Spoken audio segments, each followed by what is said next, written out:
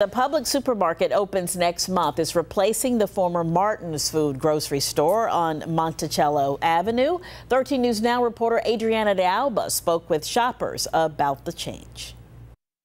Right now, crews are busy renovating this entire grocery store from the inside and out. And around the entire property, they have these fences up. It'll be open October 17th, and it'll be the first Publix in Williamsburg. People in Williamsburg will soon have another place to grocery shop. A Publix grocery store is making its way to the Monticello marketplace. Very exciting. Jean Hayward is anxiously waiting for Publix to open. I've known about Publix for a long time, and I like the store and excited about it being open.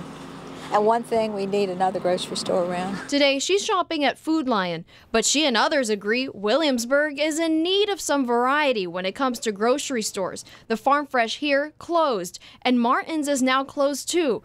Publix is replacing it, leaving shoppers without many choices. We're sort of in a grocery store desert right now with everyone sort of remodeling around here, so. That's the reaction we're getting from shoppers today. Some of them shopping at Food Lion say they want more options in the area.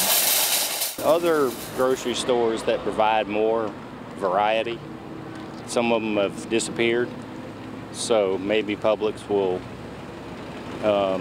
have some variety that I'm looking for. A spokesperson for Publix tells us the company plans to open more of its stores in Virginia, stating, quote, further expanding into southeastern Virginia aligns with Publix's aggressive growth plan for the Commonwealth of Virginia. It'll also bring more jobs to the area. 140 workers will be hired to work at Publix.